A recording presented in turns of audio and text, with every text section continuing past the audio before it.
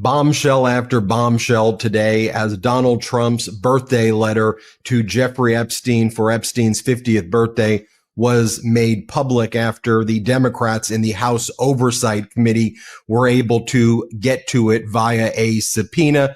It has Donald Trump's signature on it. It's exactly as it was described by the Wall Street Journal. Now the Trump sycophants are claiming that the signature, now that the actual letter has been released, is one gigantic forgery. It was apparently some plot by the Epstein estate to, plant this in Epstein's birthday book over 20 years ago so that when you went back to the future, Donald Trump could be framed for talking about secrets and enigmas. And anyway, we'll go over what's in that birthday letter. But also there was more damaging news that was released from this first batch of documents that were released from the Epstein estate. You see, unlike the DOJ, which is just turning over a bunch of old documents that are irrelevant that were already previously produced, this batch of documents by the Epstein estate, based on this subpoena, actually has some information that's very insightful. So from this Wall Street Journal article that talks about the new batch of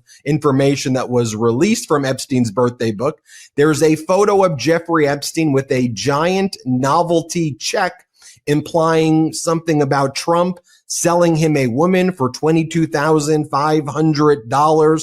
It was one of Epstein's friends and a Mar-a-Lago member, Joel Pascoe, who made a crude joke about women that Trump and Epstein socialized with in the 1990s. And that's memorialized on another document. We'll see what Donald Trump has to say about that. Also, over the weekend, Donald Trump was booed at the U.S. Open. Donald Trump had ordered the United States Tennis Association to prohibit broadcasters for showing the boos, but there's something called cell phone cameras, Donnie, and we've got the footage of you getting booed over and over again. Donald Trump left Washington, D.C., where there were major protests taking place against the military occupation there. Then he went to the United States U.S. Open in New York, where he got booed. And then he came back to D.C., where he held a press conference at the Bible Museum, where he then started talking about today how domestic violence should not be counted as crimes. He was like, when a man does something to a woman and that's counted as a crime, I'm like, why would you ever count that as a crime? On the same day that the Epstein birthday card is being released, Donald, and on the same day also where a federal court in New York, the Court of Appeals, ruled against you in the E. Jean Carroll appeal, where a jury awarded E. Jean Carroll $83.3 million for your defamation of her character after sexually assaulting her, after that finding was made by another jury. I'm going to cover what the Court of Appeals found as well. You have more information surfacing about Donald Trump's ICE raid on a Hyundai facility in Georgia. After Hyundai's invested a lot of money in the United States, Trump's ICE Gestapo rounded up hundreds of workers, mostly all of them here with valid permits. The ICE brigade rolled in as though they were like invading the plant and started rounding up and shackling the workers. This has caused massive consternation in South Korea. We'll talk about that and also ICE's other tactics. And, the Supreme Court made a horrible ruling today, essentially allowing Donald Trump to racially profile Latinos in a decision that was reached, I believe it's a 6-3 decision. The 3 liberal justices dissented. The majority, the right-wing extremist majority, said basically, as it relates to Donald Trump's ICE racially profiling people in Los Angeles, their skin is a certain color and they're hanging out around certain places where migrants are known to be, which there's lots of migrants in Los Angeles. There's no issue about rounding people up first and asking questions later. Trump's roving, this is the language that was used, Trump's roving roundups of migrants and the shackling of them and putting them into detention centers and then asking questions later. The Supreme Court says in 2025, we're cool with that. The 3 liberal justices dissented and said, there's something called the Constitution. There's something called the Fourth Amendment. There's something called unreasonable searches and seizures. And this would seem to fit the category and be the definition of that category. But that's what happens when you have a right-wing extremist Supreme Court. While all of this is going on as well, Donald Trump is posting memes about Chicago that he's calling Chipocalypse, like Apocalypse Now. So the 5-time draft dodging Donald Trump, who didn't serve in Vietnam despite being drafted to do so, claiming that he had bone spurs, is now posting memes that reference the movie, Apocalypse Now, which, by the way, was an anti-Vietnam War movie. And didn't Donald Trump recently say every war and all of the things our military did after World War II were wokey or too wokey? Well, in any event, Donald Trump is posting Vietnam War imagery of helicopters dropping napalm in Agent Orange, but instead of on Vietnam, now it's in Chicago. And Donald Trump says, you'll find out soon why we've changed the name of the Department of Defense to the Department of War. That is a direct threat to one of America's largest cities in Chicago. But this is what this deranged maniac does each and every single day. And meanwhile, you have Donald Trump, as you know, destroying the Rose Garden at the White House. He's put concrete all over it. And now he's calling the concrete area that's where the Rose Garden once was, he's calling it Club Rose Garden. It is now an exclusive club. It is a cabal, a club for the cabal of elite Republicans, oligarchs, rich people who get to dine on the most expensive meals with lavish forms of entertainment that we, the people, that taxpayers have to foot the bill for while Americans are suffering. One of the worst jobs reports in generations was released at the end of last week. We know that America is not growing in jobs. In June, we saw a job loss of about 13,000. Unemployment among young people is already in Great Recession, depression territory, over 10.5% unemployment for young people, 7.5% unemployment amongst African Americans. Farmers are suffering and pleading across the country that they're about to go bankrupt, even though this is what they voted for. No one wants to buy our soybeans anymore. No one wants to buy our produce anymore. USAID is destroyed, so we can't sell to them. The Department of Agriculture is gutted. We don't have any lifeline, you're hearing the farmers say across the country right now. So in other words, we've got a lot to discuss here on the MeidasTouch Podcast. I'm going solo today. Jordy's on Papa duty and Brett, newfound Papa. So Brett just had a baby boy. Baby boy's name is Milo. Brett and his wife are with Milo right now. I had the opportunity to see Brett's his new child. Wow, such an incredible weekend that we had at the Meiselas family. I don't want to share too much information because I know Brett wants to be the first person who will be able to share it with you. But a new member of the Meiselas family. And I want to say shout out to Brett, shout out to Brett's wife, shout out to Brett's growing family, to the grandparents now, and our parents who have 3 grandkids right now.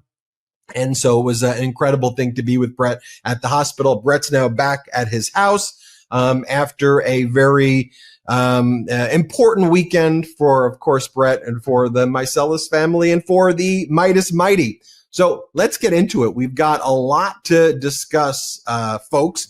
And so why don't we start by talking about the birthday book, the letter that Donald Trump sent to Jeffrey Epstein back in 2003. This was the subject of that July expose by the Wall Street Journal, where they described the letter, how Donald Trump doodled a photo of a naked, the outline of a naked woman, although the outline many people have said looks more of the outline of like a naked girl, is what I'm seeing a lot of people saying the way it was doodled. That has been released, and it says everything that the Wall Street Journal said it was. We see Donald Trump's signature there. I will just read for you. This is Julia Davis says, just look at it. Was he drawing a girl or a woman? And this was, again, part of Jeffrey Epstein's 50th birthday. Ghislaine Maxwell collected birthday letters from all of Epstein's friends. It wasn't just Donald Trump who sent it. It was lots of people who sent it over. So there's a lot of other corroborating letters in this book. And Donald Trump's is one of dozens and dozens of other letters. But during the height of Jeffrey Epstein running a pedo-sex trafficking ring in 2003, 2004, when he and Donald Trump were the closest of friends, here is what Donald Trump sent to Epstein. It was written in the form of like a movie script. And so it has like voiceover, what Donald says, what Jeffrey says. And it's a hypothetical conversation between the two. And it says voiceover. There must be more to life than having everything. Donald. Yes, there is, but I won't tell you what it is, Jeffrey. Nor will I, since I also know what it is, Donald. We have certain things in common, Jeffrey. Jeffrey. Yes, we do. Come to think of it, Donald. Enigmas never age. Have you noticed that, Jeffrey? As a matter of fact, it was clear to me the last time I saw you. Donald, a pal is a wonderful thing. Happy birthday, and may every day be another wonderful secret. Donald J. Trump, and you see Donald Trump's signature right there on the bottom. So after that, it seems pretty obvious. Now we have the receipts. Donald Trump sent it. That's Donald Trump's signature. What would the implication be that this is not Donald Trump's signature? That what the Epstein estate, which is the source of this document, not the Wall Street Journal, isn't the source of this document. It's the Epstein estate which has this document right now. The question is, who leaked it to the Wall Street Journal? Was it someone in the Epstein estate? Was it Ghislaine Maxwell, since she likely had copies as well? Or her family may have copies and she was the one who put it together. We don't know if she leaked it or who leaked it. So, but the source of this, who has it? It's the Epstein estate. They maintain custody and control over this for all of the litigation, for the criminal cases, for the civil cases. And their job is to have a trustee to protect this information. So the implication that the Epstein estate planted this to attack Donald Trump, when you have all these other letters that are corroborating as well, at a time when Donald Trump was close friends with Epstein, and Trump said right around that time period, a year before, Trump's on record with New York Magazine saying Epstein is a great guy who likes beautiful women. Some say on the younger side, around the time that Donald Trump and Epstein would invite the girls of indeterminate age, women, not clear their ages, but the people from Trump's beauty pageants who ranged in ages from 14 to 28, unclear the ages of the people who would show up at Trump's Mar-a-Lago home, but it would be Trump and Epstein, and then they would tell these girls that there would be VIP modeling scouts there, but it would just be Donald and Epstein, according to people who helped bring the girls there. They thought they were going to like model agency interviews, and it was not. It was just Donald and Epstein there. So you have that going on in the background. So what? During all of this, that the Epstein estate created this thing as a fake. What are we talking about here? But that's actually what they're going with. The MAGA influencers like Eric Dowry go, holy shit. The Wall Street Journal just published that letter that President Trump sent to Epstein, and it's not even his signature. Defamation, pay up. This is what the MAGA influencers are saying. Taylor Budowich goes, time for News Corp to open up that checkbook. It's not his signature. Defamation.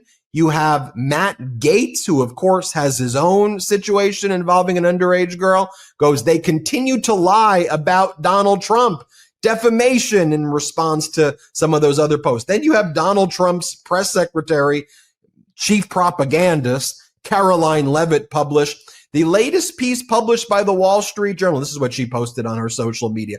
The latest piece published by the Wall Street Journal proves this entire birthday story is false. As I've said all along, it's very clear Trump did not draw this picture and he did not sign it. So just pause there for a second. In response to clear, convincing, overwhelming evidence of his signature, like remember when Donald Trump says, I could shoot somebody on Fifth Avenue and I can get away with it. That's what they're doing. They're basically saying, look, this is his signature, but we think you all are so freaking stupid. We think the MAGA base is so dumb and the Fox viewers and everyone is so freaking dumb that we're going to say this vindicates us. This is our total and utter vindication. And then she goes on to say, Trump's legal team will continue to aggressively pursue litigation. Furthermore, the reporter Joe Palazzolo, who wrote the hatchet job, reached out for comment at the exact minute he published his story, giving us no time to respond. This is fake news to perpetuate the Democrat Epstein hoax. And that's what they're going with. The Democrat Epstein hoax. For all of the victims out there, for all of the future victims out there as a result of rich men, billionaires who are involved in this sex trafficking ring, having it covered up for far too long. It should never have been covered up at all. They call it a Democrat hoax. The thing that the Republicans were saying all along that they won't, this was their issue. They weaponized those Epstein files. They weaponized the pain and suffering of the victims to attack their political enemies, saying, oh, you're on the list, you're on the list. And when we were saying, what are you talking about? If anyone's going to be on there, Trump's going to be on there. He was like best friends with Epstein. They lived a few blocks away from each other in Palm Beach. Trump was all over the flight logs and the call memos and Epstein's black book. And he's hung out with Epstein a lot. They're in a ton of photographs together. We've seen the videos of them together, all of the things that he said, not to mention Donald Trump's been found liable for sexual assault. Donald Trump is on tape saying because he's rich, he'll grab women by their genitals and you get away with it because you're rich. And then when he was asked about it in a deposition, he said, fortunately or unfortunately, when you're rich, they just let you do it when you're rich, fortunately or unfortunately. He's also on tape telling young children that it's locker room talk at the Young Republicans Club, that it's locker room talk to say those types of things about grabbing women by their genitals.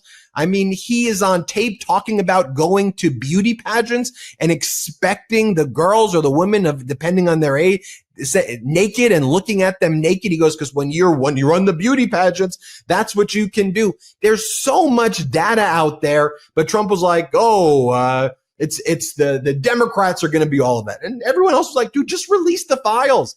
We don't care who's on the file. Ultimately, no one's trying to protect anybody. Who's ever in the files is in the files. Let's get the information. And now you have the Trump regime standard line is this was one massive hoax. You know, when I think too about this letter, the easiest thing for Trump to have said is, look, especially if you believe what MAGA Mike Johnson's been saying recently, that Trump was actually the hero in this, and Trump was trying to stop Epstein, which of course nobody believes other than Trump's sycophants. On the one hand, it's a massive hoax. On the other hand, you have Donald Trump as the hero. Apparently, he's the hero in the hoax. I mean, what the hell is even going on there? But at the end of the day, why does Donald Trump just say, hey, you know, we lived close to each other, we knew each other. There's a lot of famous people who send these letters. So, of course, I'm in there. But he goes, no, absolutely not. I never signed this. I would never doodle. I would never do drawings like that. And now we have his signature, and they say not his signature at all. Fortunately, we have a lot of people, too, who have gotten letters from Donald Trump, so we can compare the signatures also. I mean, you had Keith Olbermann, who Donald Trump once sent a letter to on March 28th, 2024. I mean, the signature is literally a direct match. You could put one of the signatures directly over the others right there. You have a letter that Donald Trump sent to Paolo Zampoli, who introduced Melania to Donald Trump, looks identical. Adam Parkhamenko had in his possession and custody a letter that Donald Trump once sent Hillary Clinton in November 2000.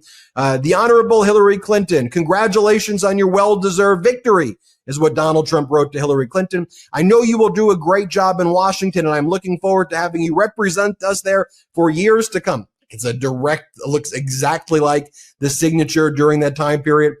There was a letter that Donald Trump sent to Mr. and Mrs. Larry King. I mean, you just go back and forth. It's clearly his signature right there.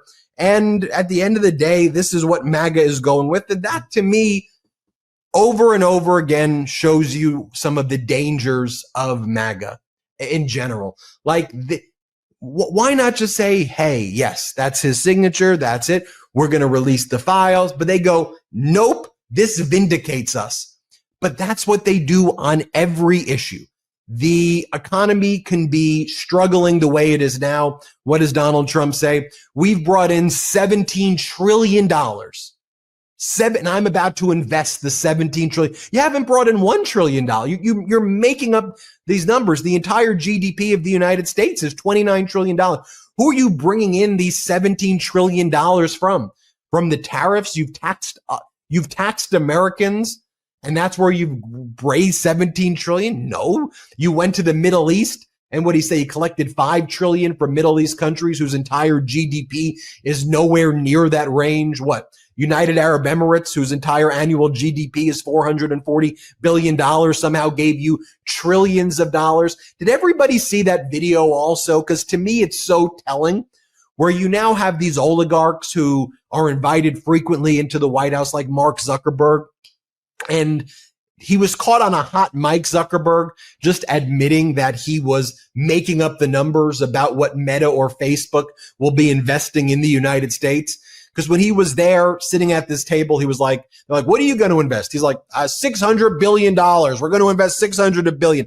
Then he's caught on the hot mic. He's like, I don't know what number to give. I mean, $600 billion. I know Meta does well. They don't have $600 billion in cash to invest in the U.S. And that's what all of these foreign countries are doing too. You give Trump a made up number. He announces the fake numbers. There's no signed binding deals. But we, the people, suffer.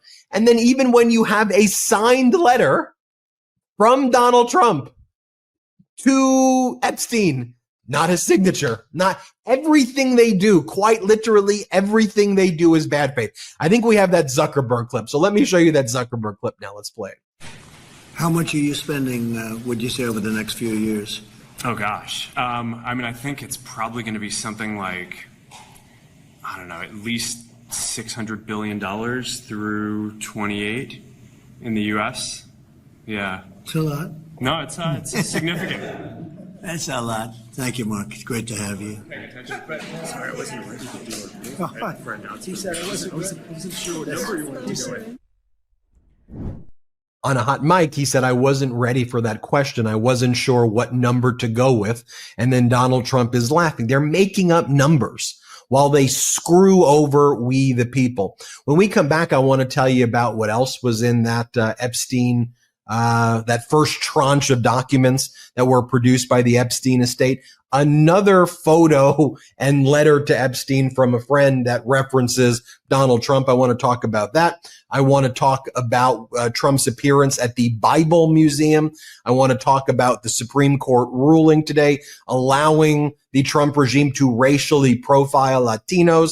At the same time, Trump had a big loss before the Court of Appeals in the E. Jean Carroll matter, where he's going to have to pay up that $83.3 million. And let's talk about the threats that Donald Trump's making to Chicago and more. Let's take our first quick break of the show. So you ever wake up and feel like your body just hit the snooze button on life? Yeah, same. Honestly, aging sneaks up on you in some wild ways. Whether it's a night out or a good workout, I just don't bounce back the way that I used to. One day you're full of energy, the next you're Googling how to stretch without pulling a muscle. I believe one of the best aging breakthroughs of the last decade is Qualia Senolytic, and here's why. It's designed to help your body naturally eliminate something called senescent cells, also known as zombie cells. These are the ones that just hang around after they've stopped doing their job, draining your energy and making you feel, well, old. Think joint discomfort, sluggish recovery, low energy, the whole deal. Qualia Senolytic is a groundbreaking supplement made with 9 plant-based nutrients, and you only take it 2 days a month. That's it. Since I started taking it, I felt more energized, quicker to recover from workouts, and honestly, just more like me again. Plus, Qualia's breakthrough formulation is vegan, non-GMO, and tested by leading scientists. Experience the science of feeling younger. Go to qualialife.com/Meidas for up to 50% off your purchase and use code Meidas for an additional 15%. That's QUALIA life.com/Meidas, MEIDAS, for that extra 15% off. Your older self will thank you. And thanks to Qualia for sponsoring this episode. I have to tell you about this game-changing product I use before a night with drinks. It's called pre-alcohol. ZBiotics Pre-Alcohol Probiotic Drink is the world's first genetically engineered probiotic. It was invented by PhD scientists to tackle rough mornings after drinking. Now here's how it works. When you drink, alcohol gets converted into a toxic byproduct in the gut. It's a buildup of this byproduct, not dehydration, that's to blame for rough days after drinking. Pre-alcohol produces an enzyme to break this byproduct down. Just remember to make pre-alcohol your first drink of the night. Drink responsibly and you'll feel your best tomorrow. Every time I have pre-alcohol before drinks, I notice a difference the next day. Even after a night out, I can confidently plan on having a great next day without worrying. So I first gave pre-alcohol a try when I was at a wedding over the summer. I drank it before my first cocktail, and you wouldn't believe how on top of my game I felt the very next morning. Now fall is right around the corner, so that means it's time to raise a glass to your favorite team. Whether you're tailgating, enjoying a college game day, or watching Sunday's action on that fancy new TV, don't forget ZBiotics Pre-Alcohol Probiotic Drink. Drink a pre-alcohol before drinking and enjoy great days after celebrating all season long. Go to zbiotics.com/Meidas to learn more and get 15% off your first order when you use Meidas at checkout. ZBiotics is backed with 100% money back guarantee. So if you're unsatisfied for any reason, they'll refund your money, no questions asked. Remember, head to zbiotics.com/Meidas and use the code Meidas at checkout for 15% off. Thank you to our sponsors right there. The show's not possible without them. The discount codes are in the description below. We appreciate them. Jordy spends a long time working on those discounts for everybody, so please check them out. As I mentioned before we took the break, there was more documents that came to light from this subpoena that was issued by the House Oversight Committee at the urging of the House Democrats. I want to give a hat tip to Democratic Congressmember Robert Garcia. He's the new House Oversight Committee ranking member, and he's made a world of difference in really being aggressive and making sure that these documents get produced and holding the feet of the Trump regime and MAGA Republicans to the fire. So the House Oversight Dems published this as well. Another page from the Epstein birthday book has surfaced. Epstein and a longtime Mar-a-Lago member joke about selling a fully depreciated woman to Donald Trump for $22,500. This is how it was described in the Wall Street Journal. The Epstein estate also turned over another letter from the book that references Trump. It came from a businessman and longtime Mar-a-Lago member, Joel Pascal, who made a crude joke about a woman that Trump and Epstein socialized with in the 1990s, according to people familiar with the matter. The Pascal letter included a photo of a poster board size check for $22,500, which had been mocked up to appear that it was sent from Trump to Epstein.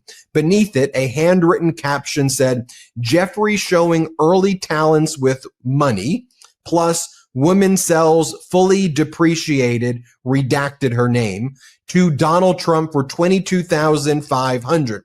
The woman's name is redacted in the image. And it should be noted around that time that one of the secrets between Donald Trump and Jeffrey Epstein according to Michael Wolff, is that they shared the same young person, unclear what the age of this woman or girl was at the time, but they were allegedly dating the same individual, was how they referred to it as, and she would go back and forth from the houses, one house to another house, right there.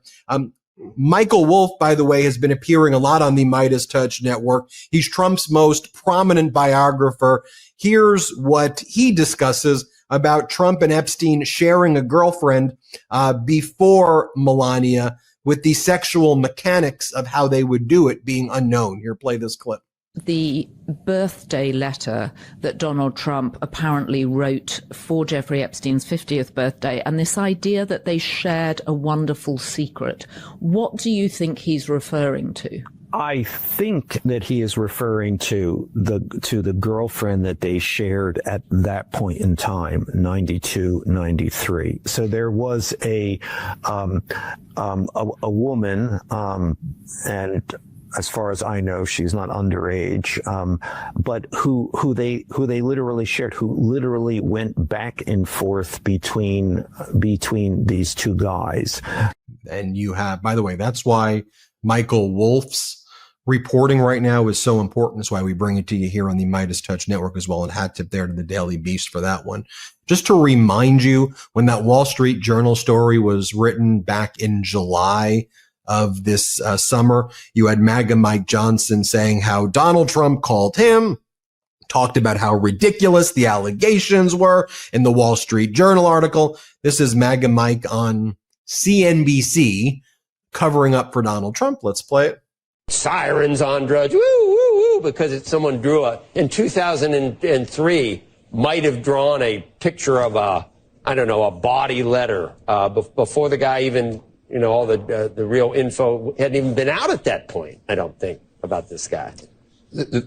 The president and I talked about that ridiculous allegation this morning. He said it's patently absurd. He's never drawn such a picture. He's never thought of drawing such a picture. And he said, did you see the language of this bogus supposed communication or card or something I supposedly sent to Epstein? He said, I don't talk like that. I don't think like that. They're literally making things up. And he's so frustrated by it. And he's going to wind up, I think, suing some of the media outlets that had put all this out there because they informed them that it was totally contrived.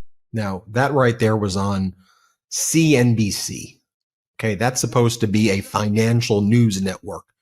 Then you have that guy, Joe Cairn, in there, who's ultra MAGA with MAGA Mike Johnson. That right there looks worse than even what you see on Fox or Newsmax or OAN. That's on CNBC right there. And even the way the CNBC host was framing it, before anybody knew what was going down. What are you talking about? People knew what Epstein was doing in the 90s, in the 2000s. Donald Trump said that Epstein liked him young. How sick of a disgusting thing to say, knowing what we know now. Donald Trump and people close to Epstein knew. I'll give you an example how Donald Trump knew. Donald Trump has admitted that he said Epstein stole underage girls from Mar-a-Lago, which we then know those girls were sex trafficked. Virginia Giuffre, underage girl working at the Mar-a-Lago spa. She was located for the pedo sex trafficking ring by Epstein and Ghislaine at Mar-a-Lago while she was working there.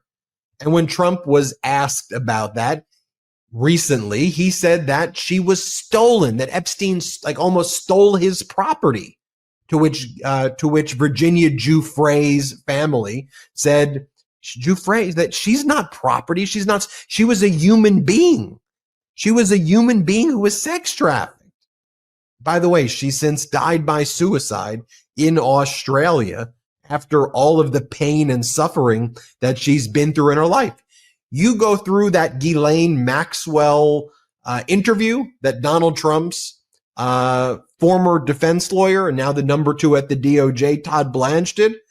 And it's Ghislaine Maxwell mocking and trying to discredit the victims and basically saying she didn't see anything regarding Epstein or Trump or anything, but she said that she wasn't involved in anything. And she basically says the victims are making it up. In other words, she says hoax.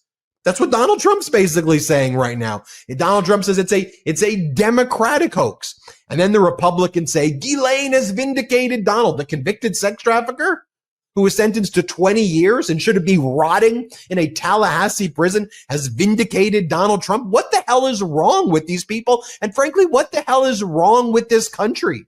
And one of the things that's wrong with it is now that you're presented the clear, convincing evidence. People are like, why wouldn't they release the letters? What? We have the letters now. We see it's Donald Trump's signature. It's 100% its signature. It's not the Epstein estate going back into the past to plant Donald Trump's letter when he and Epstein were close friends. And what do? They go forgery. This is what they do on every freaking single issue that is out there is a lie. And it's not just on the Epstein issues. It is on foreign policy, right? You look at foreign policy. What did they say with Russia? Very productive meetings. Putin's going to agree to a ceasefire, bilateral and trilateral conversations, security guarantees. He didn't agree to any of that. That was all a lie.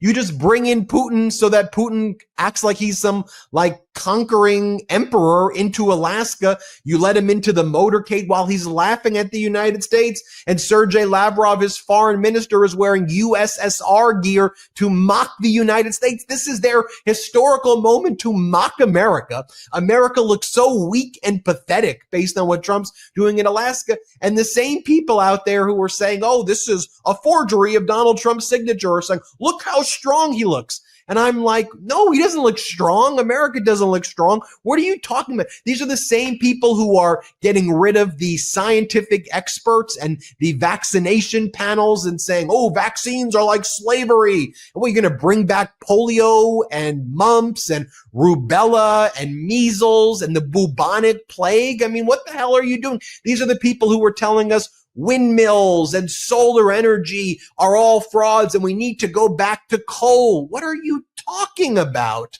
It's the same people, and then they're normalized by the media as though this is a legitimate perspective. You need the media to say Donald Trump is a fraud. Donald Trump is a sexual abuser. Donald Trump is a criminal. And anybody else who's lying is aiding and abetting. We don't need both sides of this story.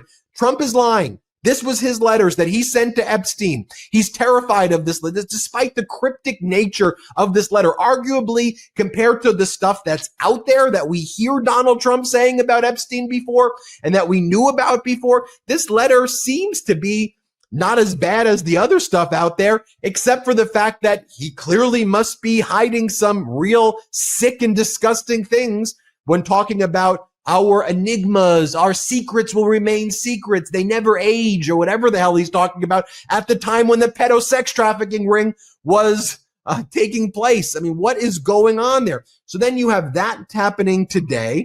And at the same time, Donald Trump then goes and gives a speech at a Bible museum as he's gutting the Smithsonian and getting rid of American history.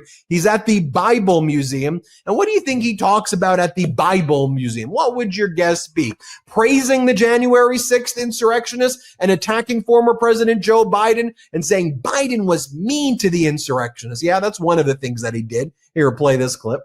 In the Oval Office, they were stone cold mean. But Joe Biden and the Biden, they were mean people. What they did to people, what they did to J6, what they did to so many people, they were mean people. These were really radical, horrible people. Mean people. They were being mean to what? The insurrectionists tried to overthrow the election? He was being mean to them who were trying to kill cops? He was being mean to them? Then at the same Bible Museum press event, Donald Trump said, people are telling me that we're adding to the crime statistics, like men attacking women, huh? Why would we add that to the stats right here? Here he goes. So much progress has been made in the I'm going to find the other clip, but here he goes. He goes, crime is down to virtually nothing in DC, and adds that the crimes that are happening are of much lesser things, he says. He's like, if a man has a little fight with if a man has a little fight with a woman, they call that crime? They're calling that crime now. When a man beats a woman, they call that crime. Here, play this clip. No, it's more than 87%. Virtually nothing.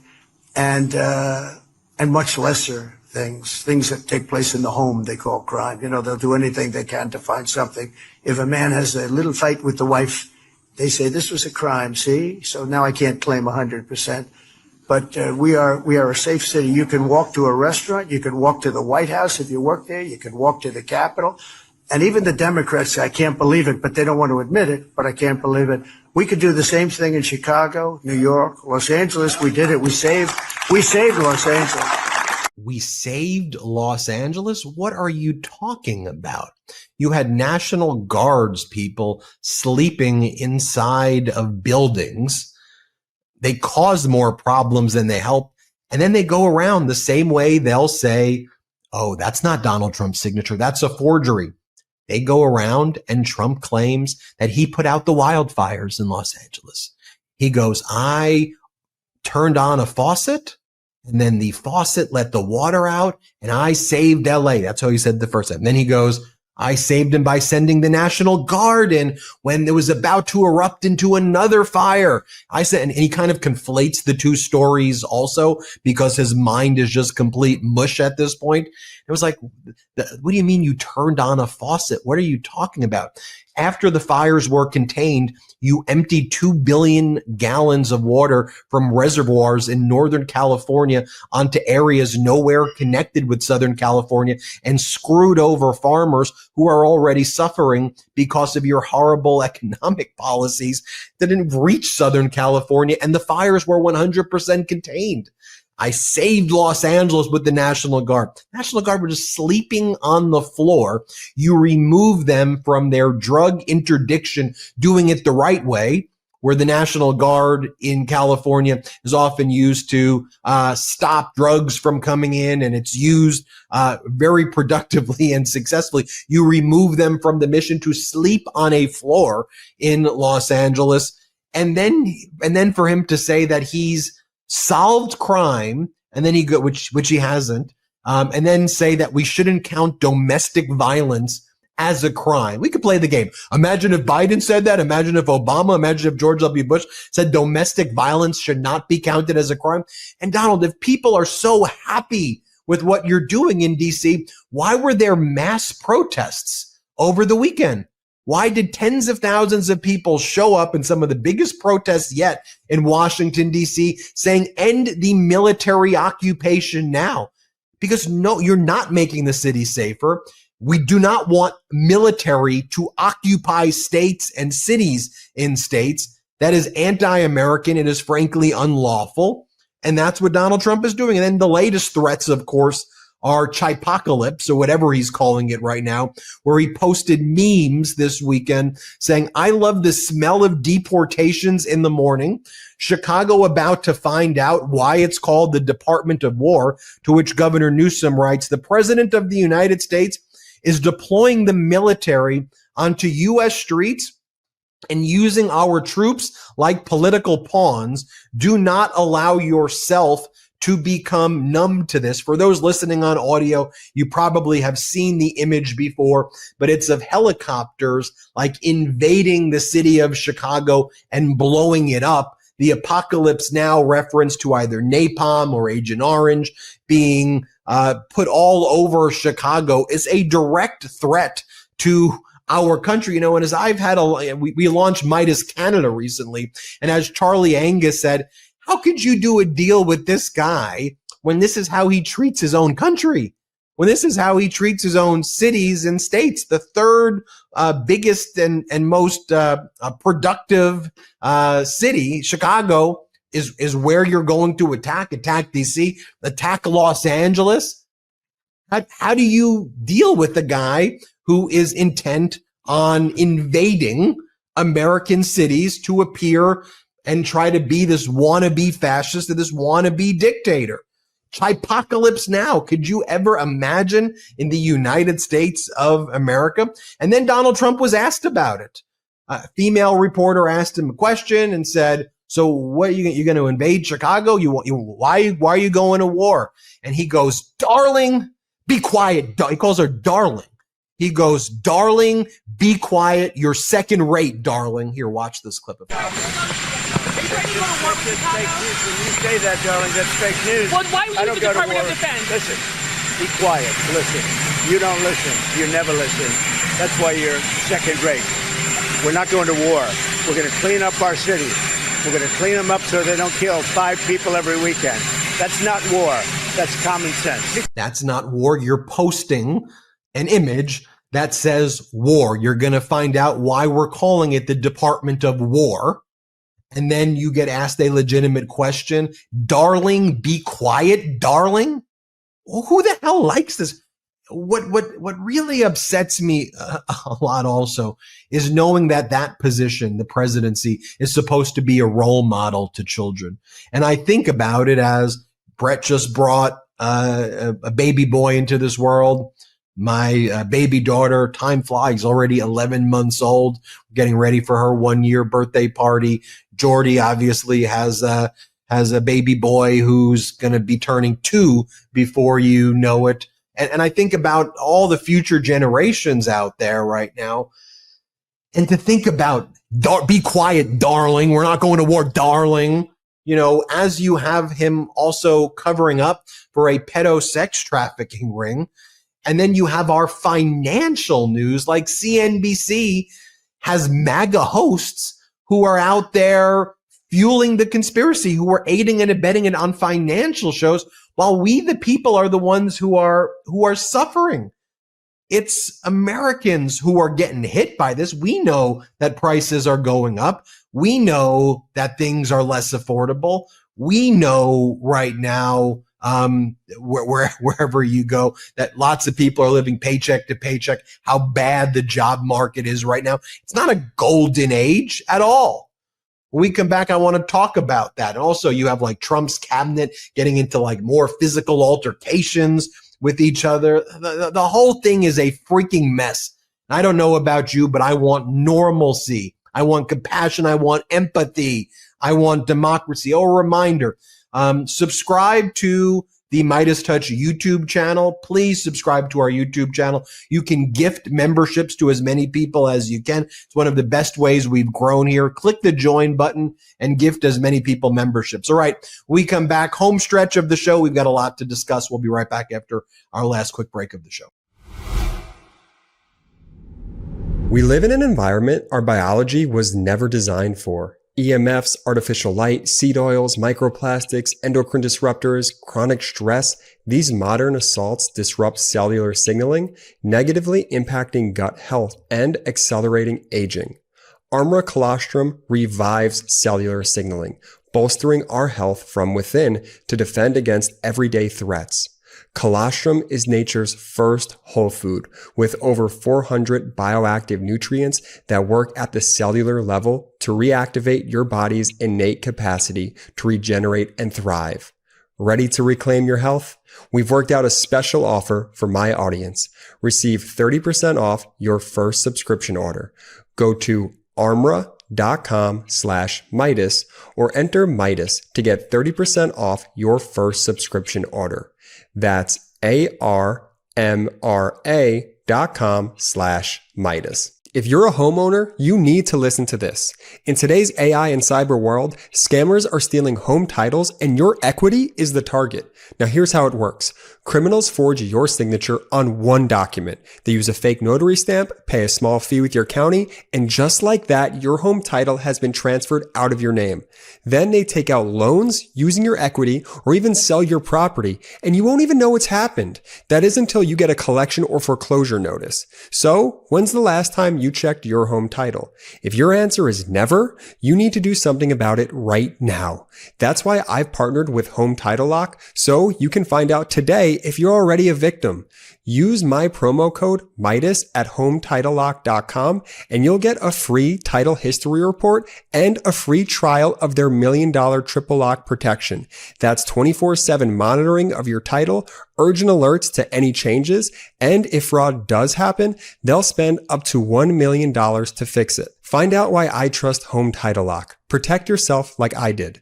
Go to HomeTitleLock.com and use promo code Meidas. That's HomeTitleLock.com, promo code Meidas. In business, they say you can have better, cheaper, or faster, but you only get to pick two.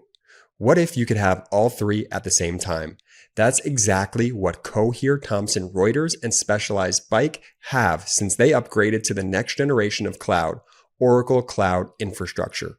OCI is the blazing fast platform for your infrastructure, database, application development, and AI needs, where you can run any workload in a high availability, consistently high performance environment and spend less than you would with other clouds. How is it faster? OCI's block storage gives you more operations per second. Cheaper? OCI costs up to 50% less for compute, 70% less for storage, and 80% less for networking. Better? In test after test, OCI customers report lower latency and higher bandwidth versus other clouds. This is the cloud built for AI and all your biggest workloads. Right now, with zero commitment, try OCI for free. Head to oracle.com/Meidas. That's oracle.com/Meidas. A lot to discuss. Want to give a shout out again to those sponsors for making this show possible. The discount codes are in the description below. You know, it's pretty difficult if you wanted to kind of rip apart and destroy all aspects of America's economy in slightly over 200 days. But, you know, Donald Trump has managed to do that. You take a look, for example, even as former President Biden worked hard to try to attract foreign investment, and lots of American presidents have. You know, Hyundai, a South Korean company, employs a lot of Americans. They've got a plant in Georgia that employs a lot of people in Georgia as well, and brings a lot of money into Georgia. Hyundai also employs people from South Korea. And it's part of building factories, and they go about it the lawful way. You know, they get permits and in the right types of visas, and, you know, balancing a delicate relationship with a country like South Korea or Japan or Europe or Canada. I mean, these things are handled diplomatically and carefully, but the Trump regime did a military style raid and then posted the video of a Hyundai factory in Georgia where they shackled and treated like criminals of war the Hyundai workers, the South Koreans who were working in this factory. Now, mostly all of them had all of their papers correct. There were a few that were on a temporary status, but if you were to do something like this, why wouldn't you just try to work even government to government? You do a military raid and then you treat the people of South Korea like this? Like, it's crazy. Here, I'll just show you a quick video of what it looked like. Let's play it.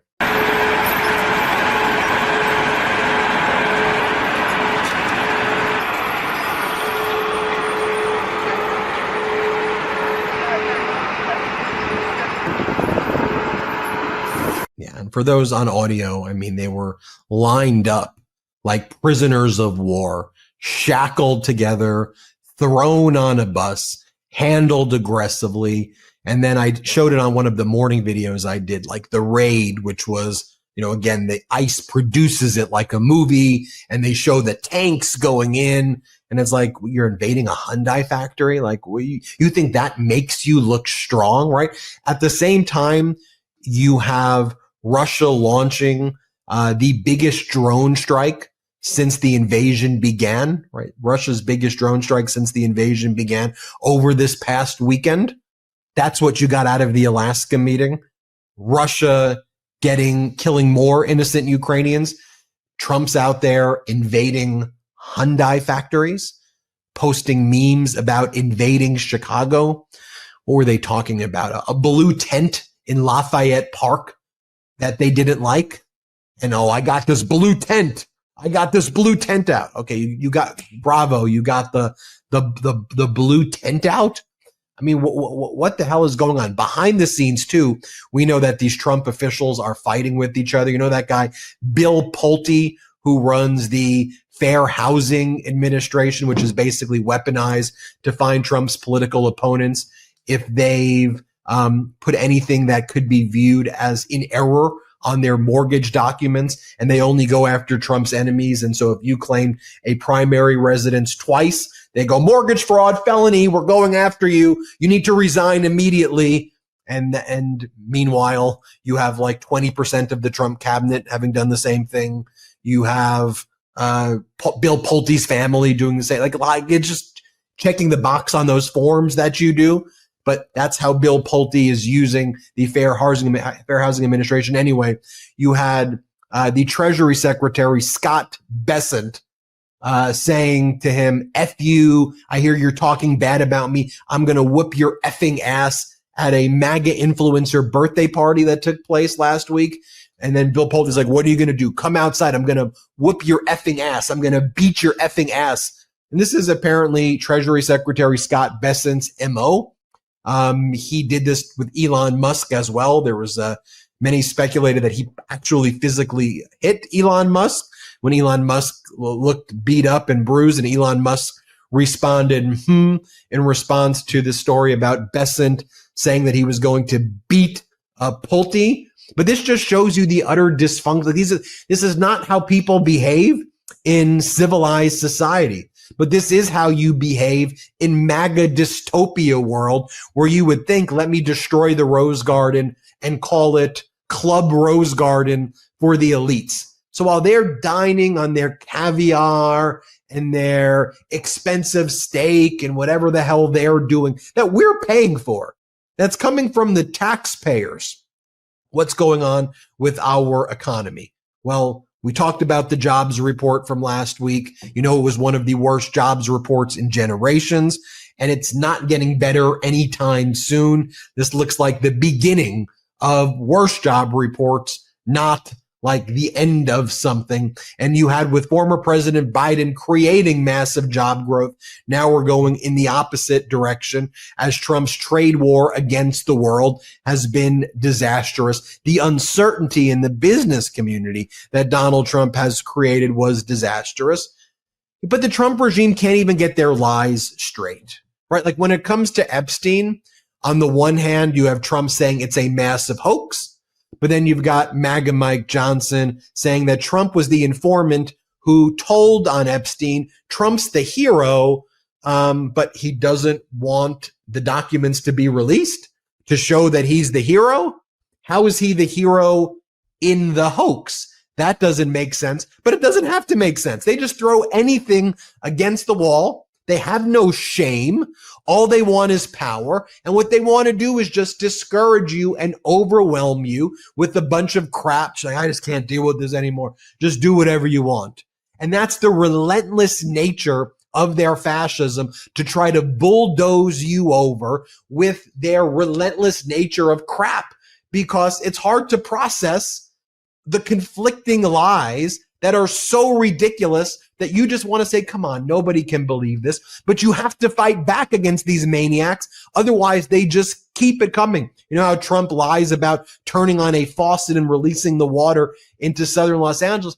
He doesn't do that, but he releases the faucet of lies and then pushes it on us. And most human beings just want to go through their day, watch a sports game, hang with their family, have dinner, go for a walk. And you're like, I don't know what to do. I don't want to just stop it. I'll just deal with it and make, but no, the moment you let him do it, these relentless fascists try to bulldoze over you.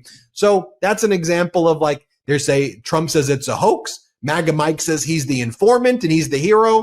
So why wouldn't you want to release the documents if you're covering up something? Doesn't make a lot of sense. Then when it comes to the economy, you know, the same thing. You put out the National Economic Advisor, Kevin Hassett, and he basically says the job numbers are a hoax.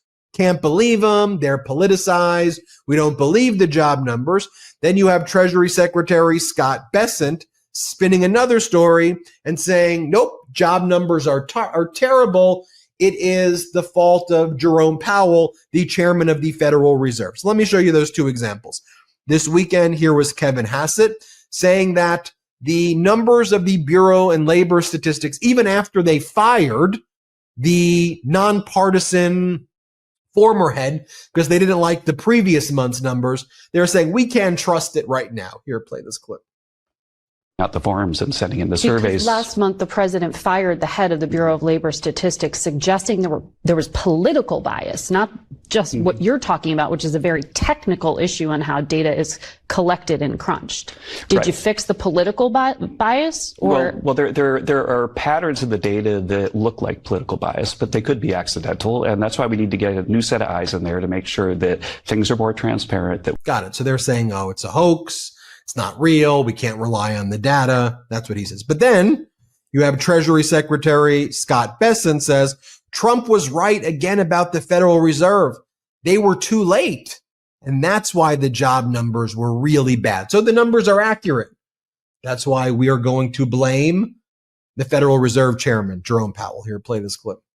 If, in fact, these numbers are true, it shows that President Trump was right about the Federal Reserve. They are too late. And because of the bad numbers, they likely would have been cutting in June. And if we believe the numbers, and I can tell you the one thing this administration is not going to do, and we are not going to let the Democrat media surrogates do, is during President Biden, President Harris's campaign, they told the American people, it's a vibe session.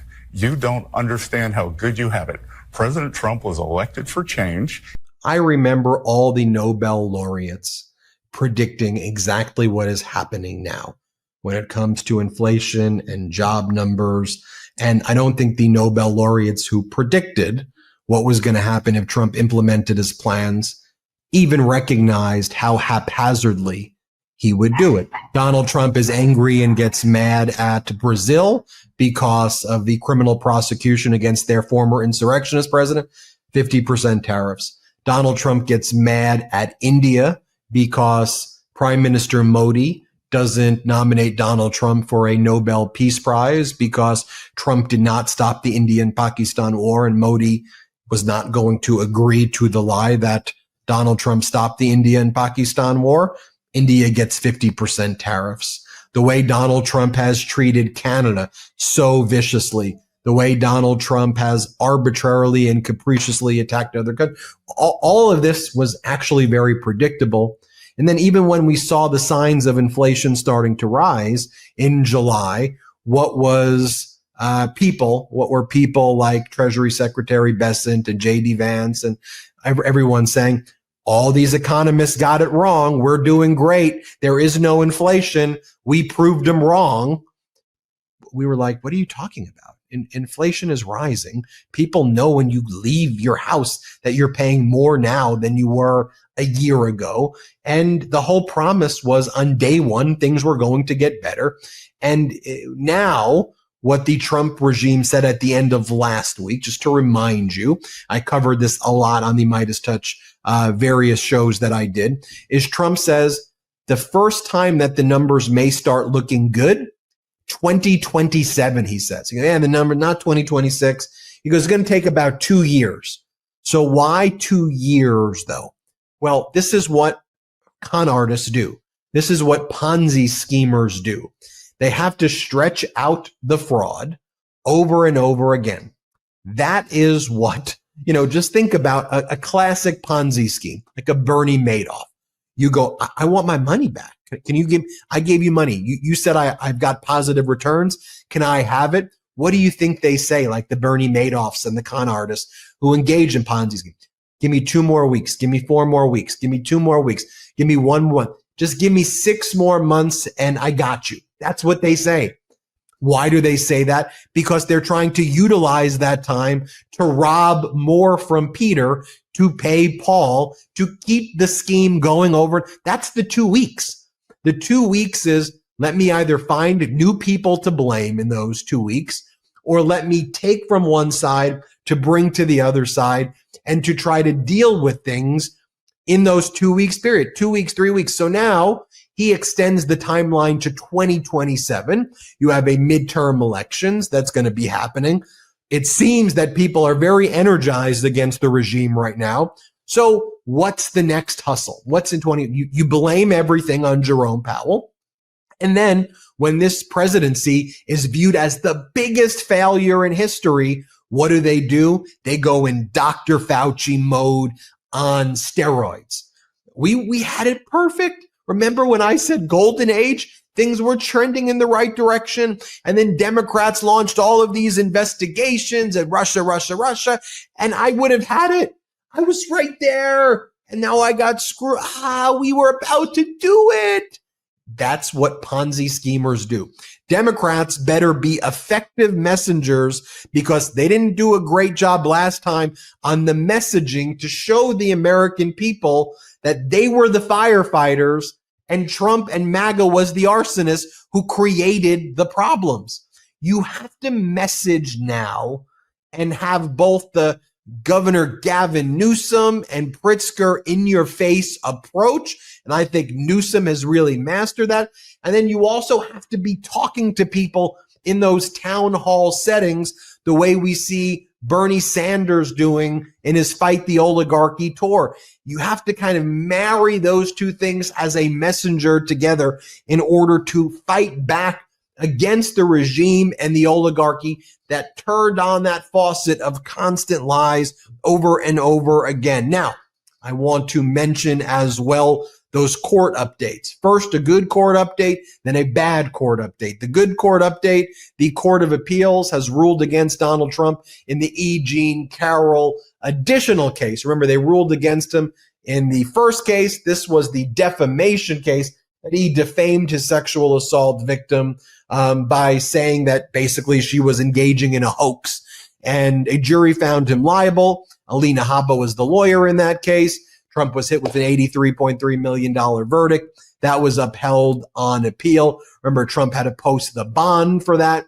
So that now, I guess Trump can try to appeal that to the Supreme Court, see what they do there. That's kind of personal capacity stuff. So not sure they're going to get involved, but nothing would surprise me with this right-wing fascist Supreme Court right now. As you know, the Supreme Court is run 6-3, 6 fascists, 3 liberals who support democracy.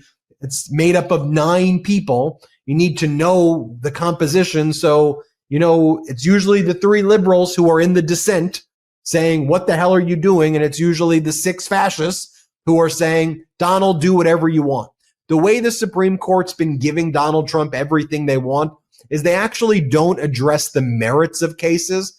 What they do is they use something called a shadow docket, meaning that they don't hold oral arguments. They don't have really any form of briefing regular briefing, which would be called a granting of certiorari, where then you have full briefing on the issues. People submit what are called amicus briefs, and then the court, rules in a very kind of, it's supposed to be a thoughtful way. That's not what's happening now. What's happening is on its emergency docket or shadow docket, the Supreme Court makes a ruling and doesn't even say why. And they're not even saying that we think Trump is right or wrong, or we think the Constitution says this or that. That's not what the Supreme Court's doing. Instead, they issue these orders that are basically 1 paragraph long that don't even really mention, they don't mention at all the merits of the case. But all they do is say, the issues having come before the Supreme Court, we hereby stay, which means pause, the district court's order until such time as the case eventually works its way up to the Supreme Court. Now, usually what the Supreme Court would do is let the case work its way up to the Supreme Court, and the district court and the Court of Appeals orders stand. The Supreme Court is not a trial court. They're not getting all of the facts in the first instance. They're not a trier of fact. They're not evaluating the merits. The district court does. But the Supreme Court can eventually hear once there's a full factual record. But the district court is the lower court that observes this. So in normal courts, the district court holds a trial. Then the trial gets appealed to the Court of Appeals. And then the Court of Appeals gets appealed to the Supreme Court. And that can take a few years. But the Supreme Court gets a full record. Not anymore. What the Supreme Court does is use its shadow docket and says, we're just going to pause what the district court does.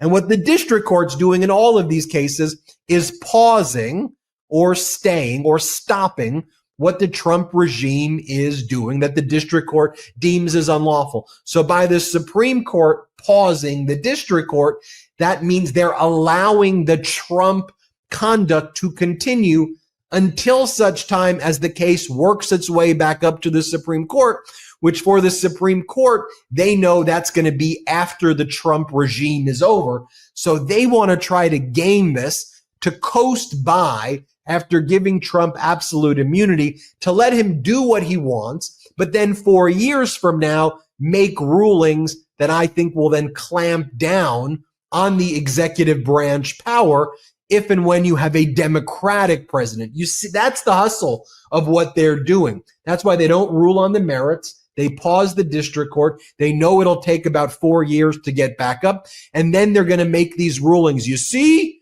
we were never for this dictator stuff. Meanwhile, they let it happen for 4 years. I just want to cue you into I'm a law professor when I'm not doing this, and this stuff frustrates the hell out of me. So I want to let you know deeper what the hustle actually is here that they're doing to help you understand. Now, in this specific case that the Supreme Court ruled on its shadow docket, they stayed or stopped the district court's order that blocked the Trump regime from engaging in racial profiling on the basis of 4 factors: apparent race or ethnicity, whether they spoke Spanish or English, the type of location at which they were found, a car wash or a bus stop or something like that, the type of job they worked. In other words, if you are Latino working at a car shop, you will be presumed to be a migrant without paperwork, and you will be sent to a detention center. And then if you present your paperwork, you're okay. But they can profile you now on that basis. If you work at a restaurant where migrants may work, you can get profiled, and the Supreme Court saying, we're okay with that right now. We don't think that's an unreasonable search and seizure. Now, Justice Kavanaugh, he actually wrote a concurring opinion to this, which is rare because usually you just get one paragraph saying, basically, we hereby stay with the district courts do. And Justice Kavanaugh was like, no. Of course I support racial profiling. He doesn't use that exact language, but yeah, if your skin is brown and you're working in restaurants, duh, that's what Kavanaugh says, which is probably what the actual all 6 justices say. They just wouldn't sign their name to what Kavanaugh said. But then the 3 liberal justices, they're out there and they're like, we have something called the 4th Amendment, which protects every individual's constitutional right to be free from arbitrary interference by law officers. After today, that may no longer be true for those who happen to look a certain way, speak a certain way, and appear to work a certain type of legitimate job that pays very little, because this is unconscionably irreconcilable with our nation's constitutional guarantees. I dissent. That's right there from the 3 liberal justices. So I don't mean to leave you with that bad news, but it shows why we need to fight back more against this regime, against this fascist regime. And that's what we're going to do here at the MeidasTouch Network each and every day. So please become a member of our YouTube channel. Hit subscribe now if you can, and become a member. You can gift memberships to as many people as you want as well if they can't afford memberships. So try to do that. Support our sponsors. Discount codes in the description below. Check out MeidasPlus.com. And while you're at it, leave a 5-star review for the MeidasTouch podcast on audio. That goes a long way to help us out as well. Those 5-star reviews help so much with the rankings. And we get oftentimes a lot of right-wing people who try to give us bad reviews because they want to lower us in the rankings. So it goes a long way to help. Thank you for everybody. Definitely missed Jordy and definitely missed Brett, but it was great family news. Congratulations to Brett and his wife and their new baby boy, Milo. We love you. On behalf of the whole Meidas Mighty Take as much time as you need, of course. And thanks everybody for watching. We'll see you next time on the MeidasTouch Podcast. Hit subscribe. Shout out to the Meidas Mighty.